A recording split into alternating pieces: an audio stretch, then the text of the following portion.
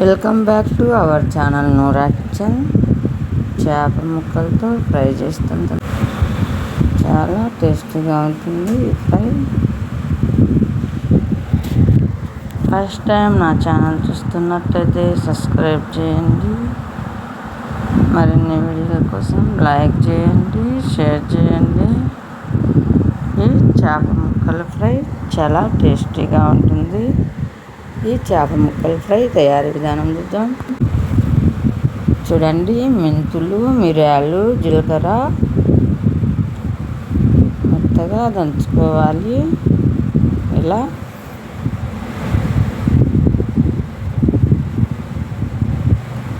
తెల్లగడ్డపాయలు, అల్లం ముక్క కూడా వేసి దంచుకోవాలి.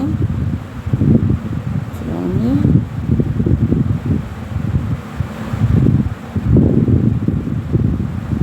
ఇలా దంచుకోవాలి.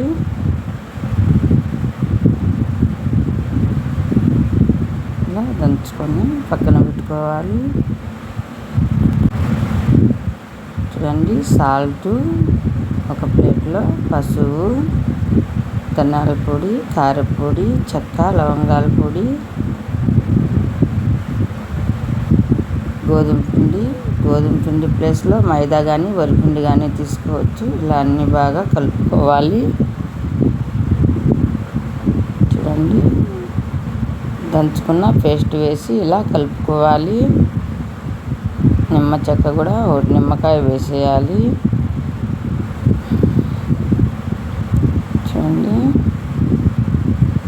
ఇలా కలుపుకోవాలి. నీళ్ళు వేసుకోవాలి, బాగా కలుపుకోవాలి. కావాలంటే గోధుమ పిండి ప్లేస్లో వరిపిండి అయినా మైదా అయినా వేసుకోండి. 1 టేబుల్ స్పూన్ ఆయిల్ వేసుకోవాలి. ఇలా బాగా కలుపుకోవాలి. ఇలా కలుపుకున్న తర్వాత చూడండి, చక్కగా ఇలా కలవాలి. నేనైతే చేప ముక్కలతో ఫ్రై చేస్తున్నాను. చూడండి, చేపలు ఇలా నీట్గా తోముకోవాలి, శుభ్రంగా కడగాలి. ఇలా చేప ముక్క వేసి ఇలా ఒక ముక్కకు ఈ మసాలా మిశ్రమాన్ని బాగా అప్లై చేసేయాలి.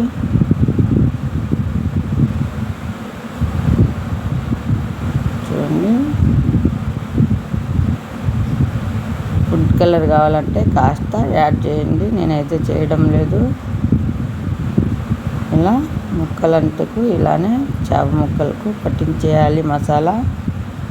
ఫుడ్ కలర్ మంచిది కాదని నేనైతే యాడ్ చేయడం లేదు. అన్ని వంటకు ఇలానే మసాలా పెట్టుకోవాలి.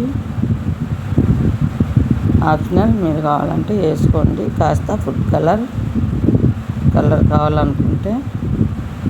చూడండి, 2 గంటలు ఫ్రిడ్జ్లో పెట్టి రెస్ట్ ఇవ్వాలి ఈ ముక్కలను. నేను చూడండి 2 గంటల తర్వాత బాగా మసాలా ముక్కలకు పట్టింది. ఖచ్చితంగా రెస్ట్ ఇవ్వాలి. చూడండి, ఇలా బాగా మసాలా చేప ముక్కలకు పట్టాలి. 2 గంటల తర్వాత చూడండి, పెనం పెట్టి ఆయిల్ వేసుకోవాలి. ఆయిల్ బాగా హీట్ అయ్యాక నాకైతే ఇలా ఫ్రై చేసిన నూనె ఉన్నది, దాంట్లోనే వేస్తున్నాను. ఇలా ఒక ముక్క వేసుకొని 2 పక్కల తిప్పుకుంటూ మంచి రంగు వచ్చేట్టుగా కాల్చుకోవాలి. మంట ఫ్లేమ్లోనే పెట్టుకోవాలి. అప్పుడే చేప అంటుకోకుండా ఉంటుంది. బాగా ఆయిల్ ఫ్రై అయితే ఇలానే మొత్తం చేప ముక్కలను ఫ్రై చేసుకోవాలి. మంచి స్మెల్ వస్తుంది. చూడండి, ఇలా కూడా ఒకసారి మసాలా ట్రై చేయండి. ఇలానే చేప ముక్కలన్నీ వేసుకొని ఇలా మంచి రంగు వచ్చేట్టుగా కాల్చుకోవాలి. చూడండి, క్రిస్పీగా ఉన్నాయి. కలర్ కూడా బాగా రంగు వచ్చేట్టుగా కాలనివ్వాలి.